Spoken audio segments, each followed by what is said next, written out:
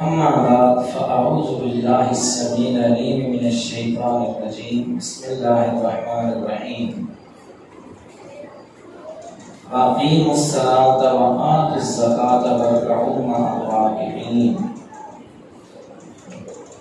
اور تم نماز پڑھو اور زکوٰۃ دو اور تم رکوع کرو رکوع کرنے والوں کے ساتھ۔ نماز تبھی قائم ہوگی جب ہم اسے نبی علیہ السلام کے طریقے کے مطابق ادا کریں گے۔ اور نماز کے لیے شرط کیا ہے؟ وضو۔ اس کی کوئی نماز نہیں جس کا وضو نہیں۔ وضو کے حوالے سے چند باتیں ہم نے کل کی تھی کہ اگر کوئی بیدار ہو تو سب سے پہلے اپنے ہاتھوں کو دھوئے، پھر 3 مرتبہ ناک کو جھاڑ دے، وضو شروع کرنے سے پہلے بسم اللہ پڑھ دے، مکمل بسم اللہ پڑھے۔ اور بسم اللہ سے پہلے نیت ضروری ہے۔ جو شخص نیت نہیں کرے گا عادت کے طور پہ جتنی مرضی دفعہ وہ وضو کرے اسے کوئی اجر نہیں ملے گا۔ اجر تبھی ملے گا جب وہ نیت کرے گا۔ آپ علیہ السلام کا فرمان ہے وَإِنَّمَا لِامْرِئٍ مَّا نَوَىٰ، آدمی کے لیے وہی کچھ ہے جو اس نے نیت کی۔ بسم اللہ پڑھ کے وضو شروع کرنا ہے۔ ہر عمل پہ الحمدللہ حدیث موجود ہے اور ہم پڑھ بھی سکتے ہیں، لیکن ہم چاہتے ہیں کہ انتہائی سادے انداز سے حدیث کے اشارے کرتے جائیں گے، آپ وہ طریقہ جو ہے وہ استعمال فرماتے جائیں۔ حدیث میں آتا ہے آپ علیہ السلام کا طریقہ، بلکہ آپ علیہ السلام نے فرمایا کہ جب تو وضو کرے تو پہلے اچھی طرح سے اپنے ہاتھ دھو لے۔ ہاتھ دھونے کے لیے اپنی انگلیوں میں یہ خلال کرنا ہے، اپنی انگلیوں میں خلال کرنا ہے۔ اس کے بعد ہاتھ دھو لیے، بسم اللہ پڑھ لی، نیت کر لی۔ اب سب سے پہلے کلی کرنی ہے۔ کیا کرنی ہے؟ کلی کرنی ہے۔ کلی کے لیے حدیث میں جو لفظ استعمال ہوا ہے وہ ہے مزمزہ یا مضمضہ ضاد کے ساتھ، جس کا معنی ہے منہ میں پانی ڈال کے ہلانا، یعنی کہ ڈال کے باہر پھینک دینا، بلکہ منہ میں پانی ڈال کے ہلانا اور پھر باہر نکالنا۔ اس کے بعد کیا کرنا ہے جی؟ ناک میں پانی ڈالنا ہے۔ ناک میں پانی ڈالنے کے لیے 2 الفاظ استعمال ہوئے ہیں۔ کتنے الفاظ؟ 2 الفاظ۔ ایک ہے استنشاق اور ایک ہے استثناء۔ 2 لفظ ہیں۔ استنشاق کا معنی کہ اپنے ناک میں پانی ڈالنا اور مبالغہ کرنا۔ حدیث کے الفاظ ہیں مبالغ فی الاستنشاق الا ان تکون صائما، اگر تو روزے کی حالت میں نہیں ہے تو ناک میں پانی ڈال اور مبالغہ کر، یعنی اوپر کھینچ پانی کو۔ اگر روزہ رکھا ہے تو پھر اوپر تک نہیں کھینچنا۔ اور دوسرا استثناء کا معنی ناک کو جھاڑنا، وہی پانی باہر نکالنا، ایسے کر کے ناک کو جھاڑنا۔ تو یہ 2 کام ہیں ناک کے حوالے سے۔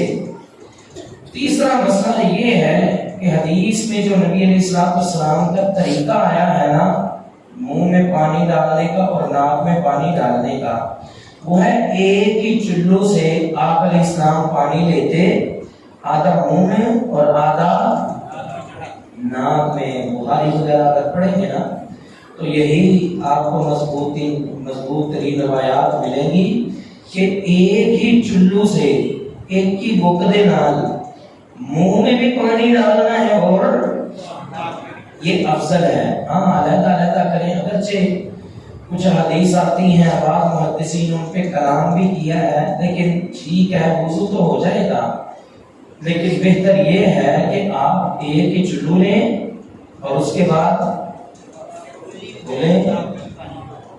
آدھا منہ میں اور آدھا ناک میں۔ منہ میں ڈال کے مزمزہ اس کو ہلانا ہے اور ناک میں ڈال کے اس کو مبالغہ کرنا ہے، اوپر کھینچنا ہے پانی کو، اور پھر नाक झाड़ना है।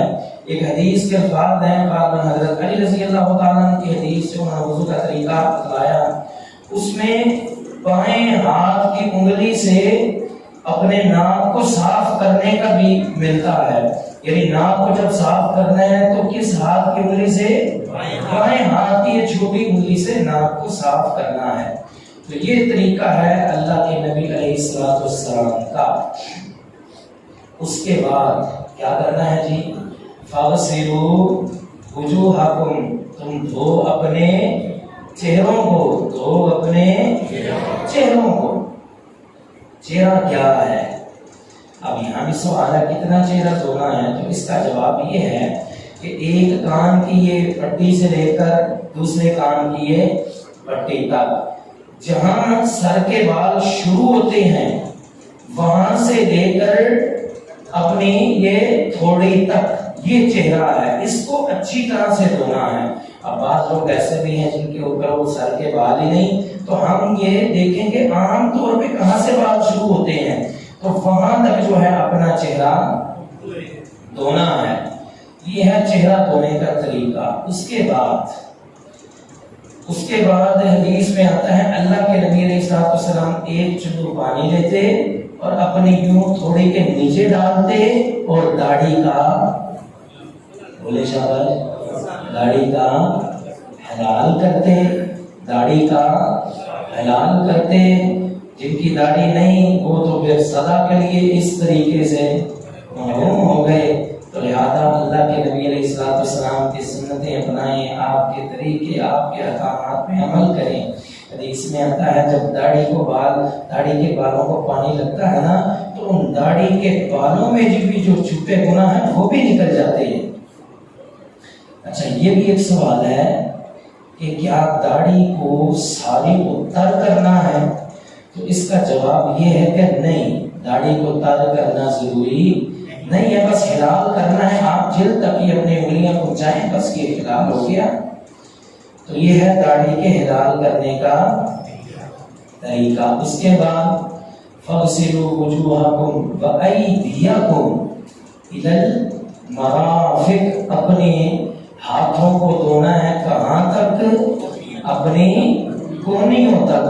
तो 3 मरतबा जो है वो अपने पहले दाएं फिर बाएं को 3 मरतबा कोहनियों समेत धोना है। अबू हुरैरा रज़ी अल्लाह तआला की हदीस में अल्फाज हैं, नबी अलैहिस्सलाम को मैंने देखा, आप अलैहिस्सलाम ने ये अपने बगलों तक जो है वो अपने बाजू धोए। तो लिहाजा यहाँ तक धोना फर्ज है, जरूरी है। अगर आप भी चाहते हैं कि आपका जन्नत में जेवर बढ़ जाए और रोशनी बढ़ जाए और आपके आज़ाद ज्यादा चमके, तो आप भी ये हिस्सा जो है ये ज्यादा बढ़ा सकते हैं। उसके बाद अल्फाज हैं फमसहू बिरुऊसिकुम, बाजू धोने के बाद क्या करना है? अपने सर का मसा करना है। अब मसा करने का क्या तरीका है? बाज़ लोग कहते हैं कि आधे सर का भी हो जाएगा, 1/4 सर का भी हो जाएगा।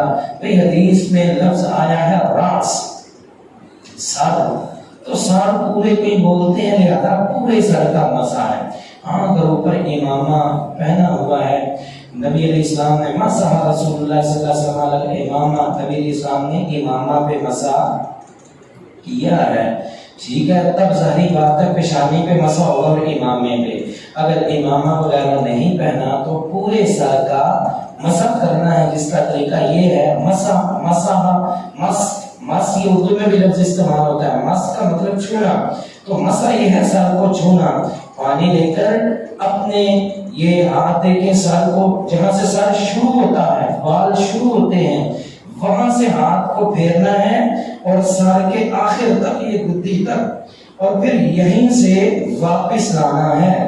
ये है तरीका अल्लाह के नबी अलैहिस्सलाम का सर के। इमामा कहते हैं जी पगड़ी को। इमामा किसे कहते हैं? पगड़ी को। तो अगर किसी शख्स ने वो पगड़ी पहनी हुई है तो उसके लिए रुख्सत है कि वो पगड़ी के ऊपर भी मसा कर सकता है। अगर कोई मजीद वजाहत है तो इंशाअल्लाह आगे करेंगे। तो تو یہ ہے نبی علیہ السلام کے سر کا مسح۔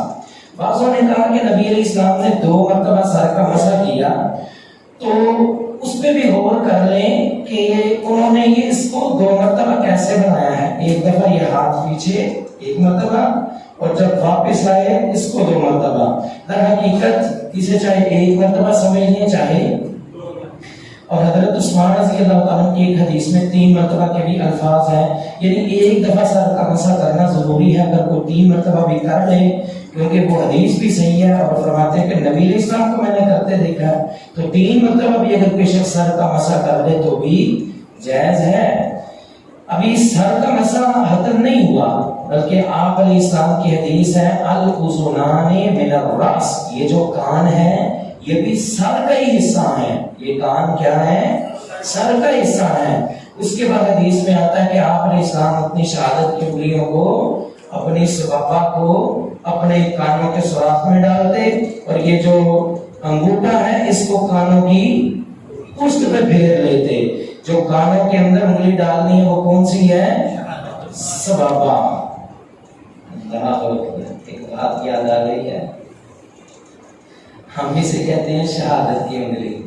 کیا کہتے ہیں؟ بولیں، شہادت کی انگلی۔ عربی شہادت کی انگلی نہیں کہتے، کیا کہتے ہیں؟ سبابہ۔ کیا کہتے ہیں؟ سبابہ۔ اس کا پنجابی میں ترجمہ ہے گال کھٹن والی انگل، گالی دینے والی انگلی ہے۔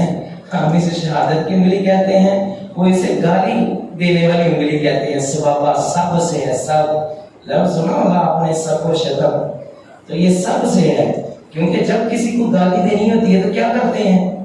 وہ تیری، وہ تیری، تو یعنی اس انگلی سے کیا کرتے ہیں؟ گالی دیتے ہیں، تو اس لیے اسے وہ سبابہ کہتے ہیں، لیکن ہم لوگ اسے شہادت، ہم اسے شہادت دیتے ہیں، ہم اسے شہادت کی انگلی کہتے ہیں۔ اللہ اکبر۔ تو اس سبابہ کو اپنے کان کے سوراخ میں پھیرتے اور اس انگوٹھوں کو کانوں کی پشت پہ پھیرتے۔ یہاں پہ ایک اور سوال ہے کہ سر کا مسح کرنے کے بعد کانوں کے مسح کے لیے علیحدہ سے پانی لینا، کیا اس کے لیے علیحدہ پانی لیا جائے گا؟ تو اس کا جواب یہ ہے کہ نہیں، کیونکہ حدیث میں آیا ہے الاذنان من الراس، یہ جو کان ہے یہ بھی سر کا حصہ ہے، لہذا جو پانی آپ نے سر کے لیے لے لیا اسی سے ہی کانوں کا بھی مسح کیا جائے گا۔ تو یہ ہو گیا ہمارا مسح بھی مکمل۔ یہاں پہ یہ مسئلہ بھی یاد رہے، بعض لوگ یہ گردن کا مسح بھی کرتے ہیں، حالانکہ کسی صحیح حدیث میں گردن کے مسح کا ذکر، یہ جو لوگ کرواتے ہیں ہم ان سے بھی پوچھنے، وہ بھی کہیں گے کسی صحیح حدیث میں موجود ہے نہیں ہے، پھر کرواتے کیوں ہیں یہ نہیں پتا۔ ٹھیک ہے، تو گردن کا مسح اللہ کے نبی علیہ السلام نے کیا نہیں ہے، مسح اتنا ہی ہے جتنا ہم نے آپ کو اللہ کے فضل سے بتلا دیا۔ اس کے بعد آخر میں آ گئے پاؤں۔ پاؤں کو دھونا ہے ٹخنے سمیت، ٹخنے سمیت اپنے دونوں پاؤں کو دھونا ہے، پہلے دائیں کو پھر بائیں کو۔ حدیث میں آتا ہے کہ پاؤں کی انگلیوں کا پھر ہلال بھی کرنا ہے، اور حدیث میں آتا ہے، اسے آپ بھی کہتے ہیں، میں نے نبی علیہ السلام کو دیکھا، آپ علیہ السلام نے اپنی چھوٹی انگلی کے ساتھ پاؤں کا ہلال کیا، تو پاؤں کی انگلیوں کا ہلال بھی کرنا ہے۔ یہ ہم نے انتہائی مختصر اور انتہائی سادہ، ادھر ادھر کی باتوں کو تقریباً سب کو چھوڑتے ہوئے آسان انداز کے ساتھ رسول اللہ صلی اللہ علیہ وسلم کے وضو کا طریقہ بیان کیا ہے۔ اگر اس طریقے کے متعلق اگر کسی بھائی کا سوال ہے تو وہ کر سکتا ہے۔ بعض چیزیں ہیں احتیاط کے حوالے سے یا وضو توڑنے کے حوالے سے، وہ انشاءاللہ ہم اگلی نشست میں کریں گے۔ اللہ تعالیٰ ہم سب کو حق پہچان کے سمجھ کے اس پہ عمل کی توفیق دے۔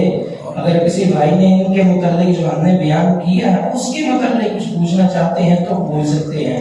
ہاں، ایک سوال رہ گیا میرے ذہن میں بھی آیا کہ یہ جو ہم وضو کرتے ہیں، کلی کتنی مرتبہ کی؟ ناک میں پانی 3 مرتبہ، اور پھر چہرہ 3 مرتبہ، کیا یہ 3 مرتبہ بھی ہے؟